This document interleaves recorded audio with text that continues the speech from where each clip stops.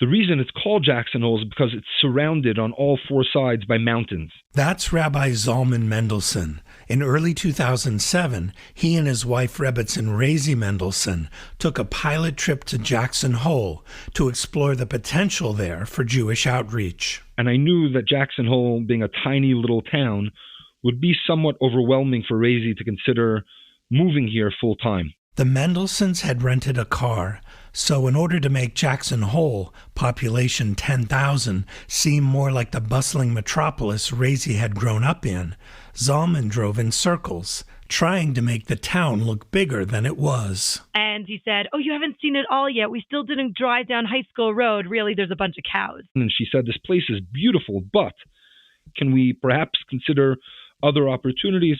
The Mendelsohns had many other options, but Zalman had previously gotten to know Wyoming and the Jewish community in Jackson Hole. He loved it there.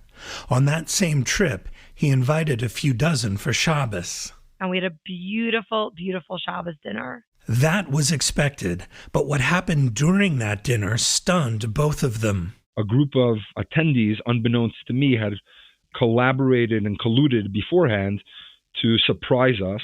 Members of Jackson Hole's Jewish community had clearly demonstrated their demand that the Mendelsohns locate there permanently. They were overwhelmed. And at that point, it became apparent to both of us that this was the future. I felt like, wow, yes, there's no question we're moving here. For Rabbi Zalman and Raizy, the future of their Jewish outreach would hold high challenge and high reward in a location known for its natural beauty and its wealthy seasonal and permanent residents. I'm Gary Wallach, and this is Lamplighters, stories from Chabad emissaries on the Jewish frontier. Life as a Chabad emissary is often joyous, but it can be unpredictable and even dangerous. Chabad has become a ubiquitous presence in every corner of the world. But behind every Chabad house are emissaries, regular people striving to transcend their circumstances, and a community that supports and relies on them. These are their stories.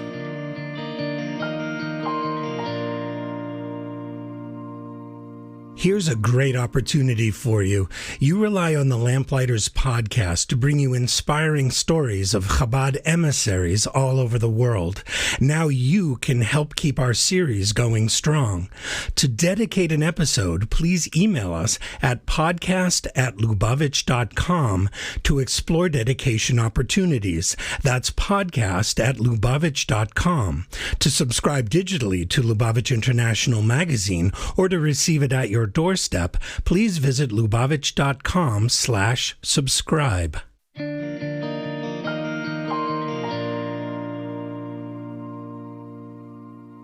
Raizy Mendelsohn was born in Toronto. And when I was 12 years old, my family made Aliyah and moved to Israel. While attending Beis Yaakov High School in Toronto, Raizy also worked at Camp Emunah as a counselor when she was 16 years old.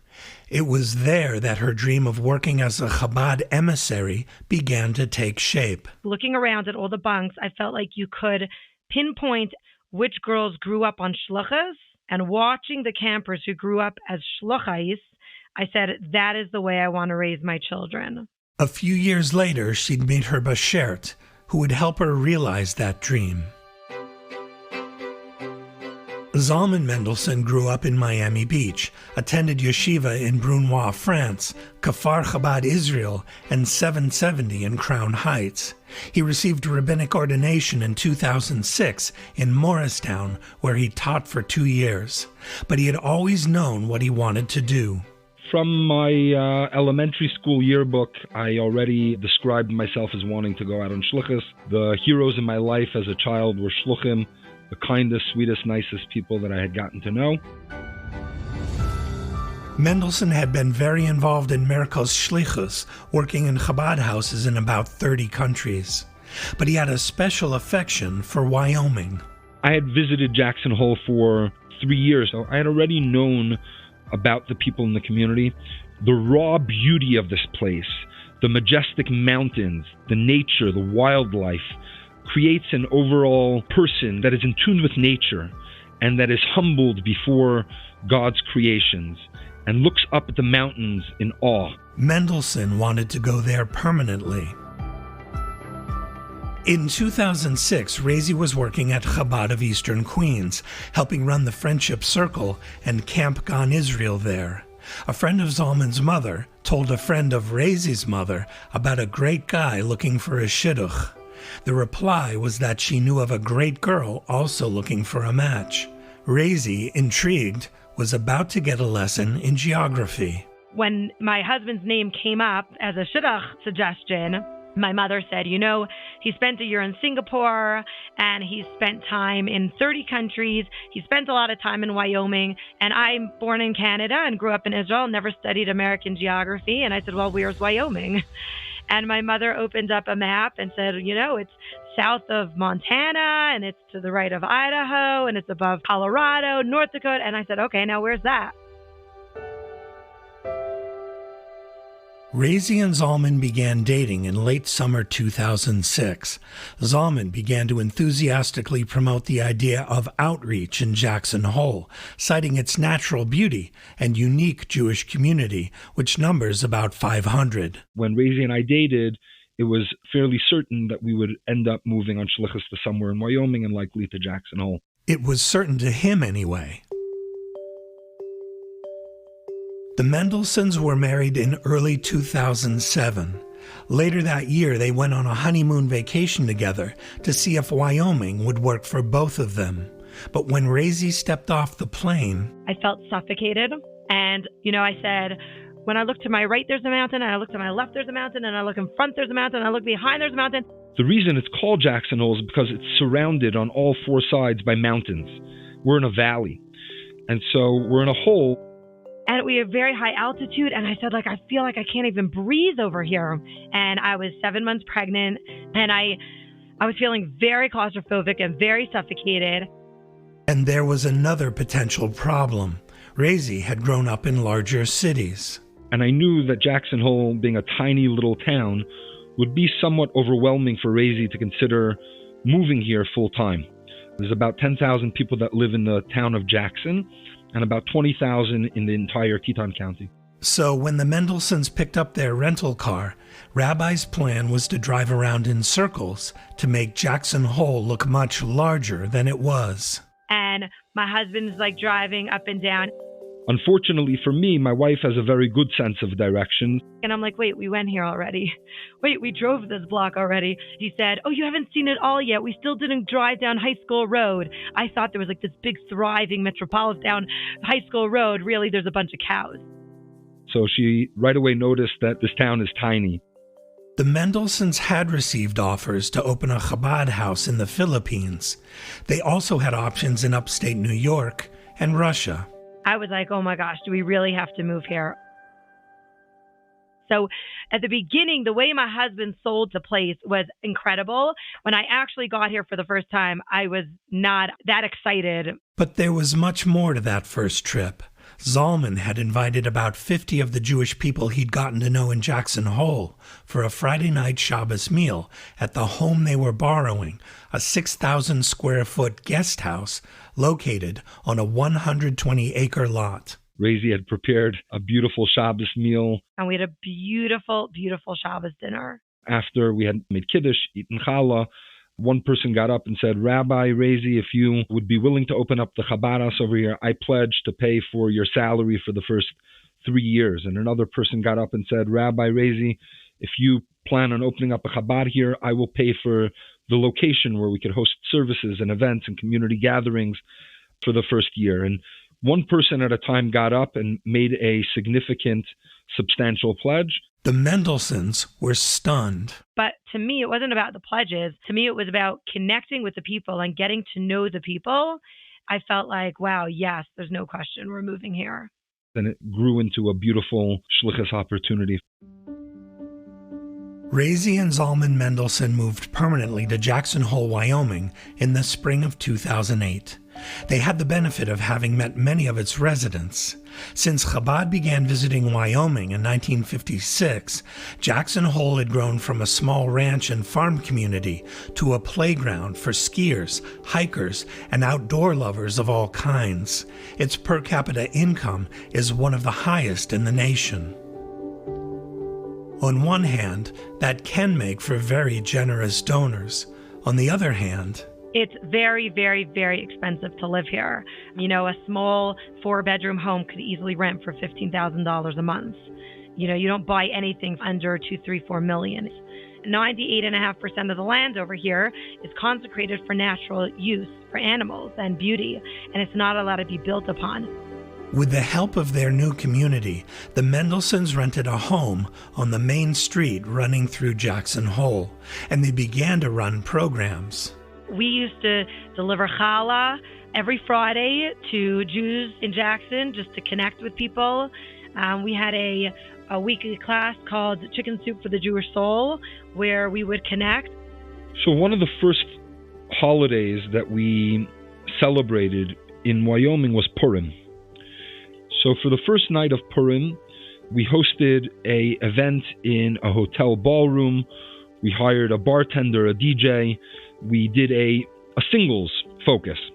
We advertised, we sent out emails and text messages, and lo and behold, 5 people showed up, 2 of which were Raizy and I, and the other 2 were a couple, one of whom was not Jewish.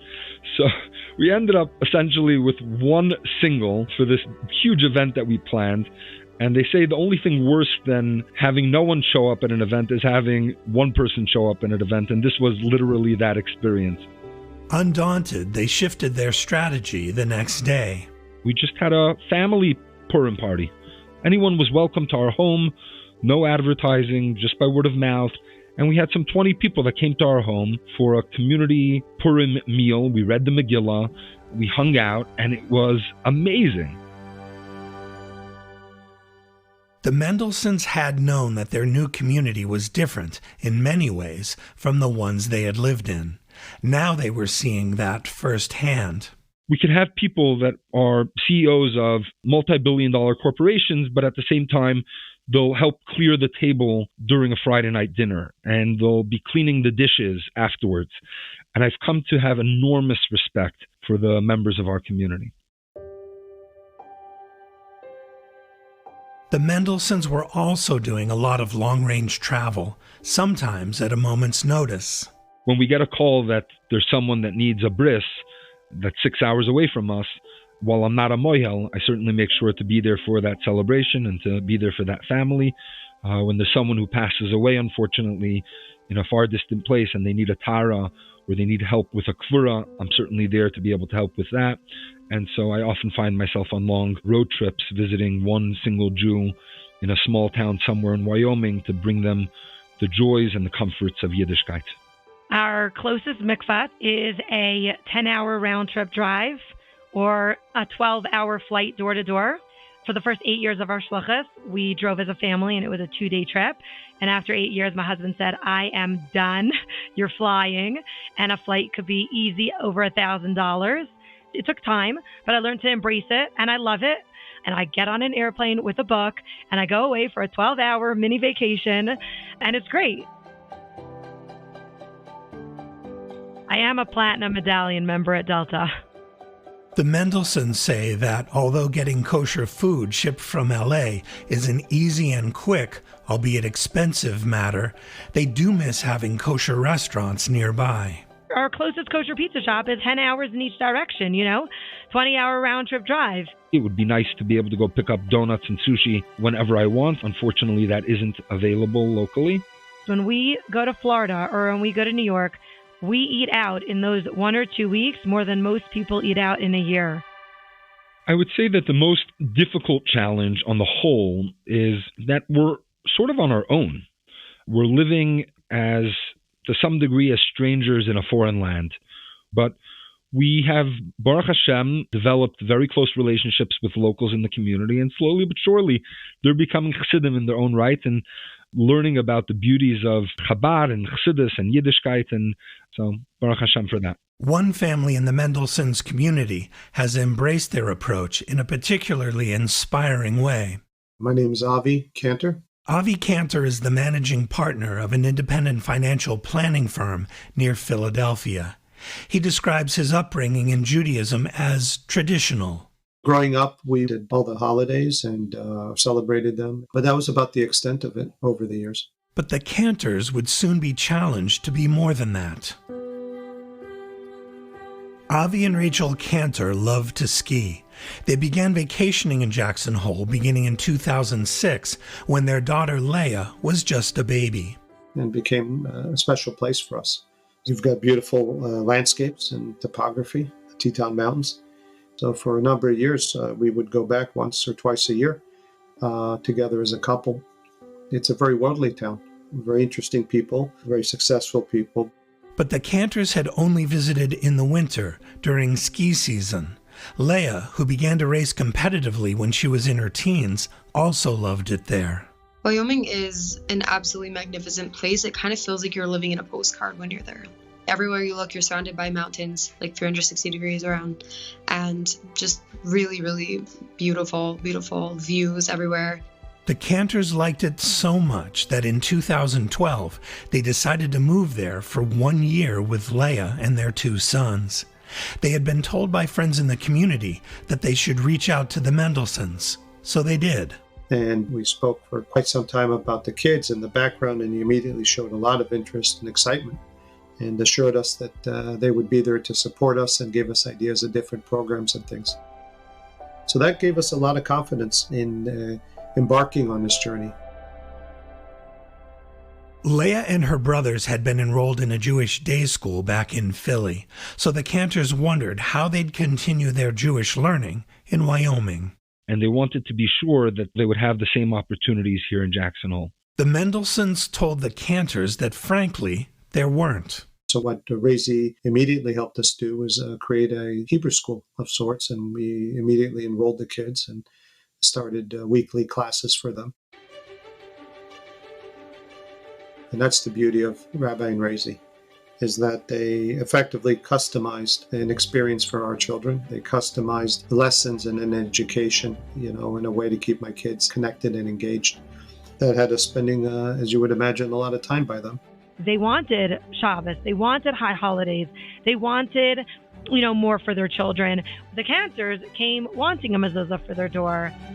What had begun as a program to educate the Cantors' children expanded into an educational opportunity for the whole family. The way they spoke about things and then the way they interacted with us, we began to understand the why behind these things, which gave it that much more meaning and much more desire for us to spend more time doing the things that until then were simply expected of us. So we went from a got to mindset, we got to do this or we got to do that, to a get to mindset. It was, we get to do this. It's not a got to, because we understood the why behind it. And over time, our kesher really strengthened, and I loved having that. In June of 2013, the Cantors' lease expired on their Jackson rental home. Avi's business was still in Philly, so the family moved back east. But the allure of the West and of Jackson and the Mendelsohns and authentic Yiddishkeit still tugged at their hearts. My wife felt like we had moved there in some ways. We became very connected with the community, and she didn't want to leave. They returned in 2015. Coming back to Jackson, we picked right back up with the Mendelsohns and summer camps and studies and things like that. The Cantors learned and grew for the next few years.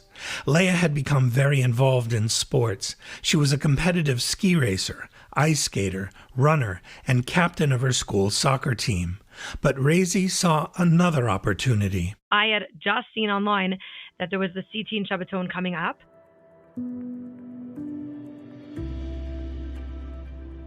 And so I said, look, there's an opportunity in 3 weeks, Jewish teens from around the world that all get together in Crown Heights for an incredible weekend of inspiration, Jewish connection, Jewish pride, and deep fun and learning. And what do you think? And I kind of laughed at the idea and kind of ignored it, kept pushing it off. And I was like, I don't know, probably not for me. I'm not much of a Shabbaton kind of person. Raizy was persistent.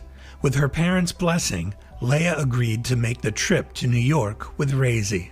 I was the only person from my chapter in Wyoming. You know, we get to New York, we went to this boat where all the teens were getting together and she was dancing and having fun, and everybody that I saw was like, "Oh, you brought a group. How many people did you bring?" And I said, 1.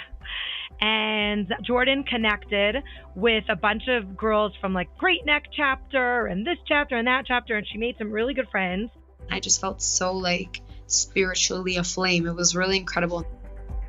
And it was really a turning point because she realized that maybe skiing isn't my whole life, and maybe there's something deeper to life. At the end of the trip, she said, "I want to start learning with you every week." Over the next few years, Leah learned with C-teen groups all over the country that she had connected with at the Shabbaton. And she began to understand something very important about living a Jewish life. It really opened my mind to that. Like, you could choose it. Leah was accepted to a Frum high school in Philadelphia, and she's now in her first year at a seminary in Jerusalem. The last 3-4 years have just been nonstop, learning and growth and avodas hamidos and avodas everything. And Baruch Hashem. Avi travels back to Philly a couple times a month for work. He says he and the rest of the family support Leah, and now she's teaching them about Yiddishkeit. Leah came home for Pesach last year. She gave her father a one-on-one lesson about Passover kashrus. And we went shopping, and she took me to the creek, and we toiveled. And so she taught her dad how to toivel. And we broke a few glasses, so we bought more glasses, and it all worked out. The Mendelsohns estimate that about 60,000 Jewish tourists come through Jackson Hole every year. Zalman and Raizy serve a growing number of them, as well as their flourishing year-round community. Now, a week doesn't go by that we don't have 20, 30, 50, 100 people that join us on a Friday night, depending on the time of year. And Chabad outreach in Wyoming is also growing outside of Jackson. Until recently, Zalman Mendelsohn was the only Chabad rabbi in the state. In July of 2023, with the help of the Mendelsohns, new shluchim settled permanently in Laramie. So we have now full-time shluchim that are servicing Cheyenne and Laramie under the esteemed leadership of Rabbi Yaakov and Malki Raskin, who are doing already wonderful work. Which helps Rabbi Mendelsohn keep the mileage down on his SUV, which also leaves more time for Torah classes. In the beginning, I was giving maybe 2 or 3 classes a week. Today, I give 18 classes every single week to individuals in our community. We've expanded our services and events and programming, which has led to another challenge. It's reached a point where there's no longer enough space for us to accommodate all of the people from many of the Friday nights just on a regular weekly basis, certainly not for holidays. And over the last several months, we've been building a 10,000 square foot beautiful Jewish community center, which will include a mikvah, a shul, 4 apartment units for visitors to be able to stay close by to Chabad, and a residence for our family. Our long-term goals include not just a mikvah, but a busy mikvah, not just a shul, but a dynamic and active shul. The message is that Yiddishkeit and Judaism is on the move. We are booming, we're growing. The Rebbe raised a generation of leaders to themselves desire to move out with no salary, with no glamour, to move out to spend their entire life, tears, sweat, and joy to think about, to inspire every Jew wherever they are in every corner of the world. If Yiddishkeit can thrive in the Wild West, in a small town, and people can be connecting in a deep and beautiful and meaningful way to Torah and to Eretz Yisrael and to Klal Yisrael, if it could be done in Jackson Hole, it could be done anywhere.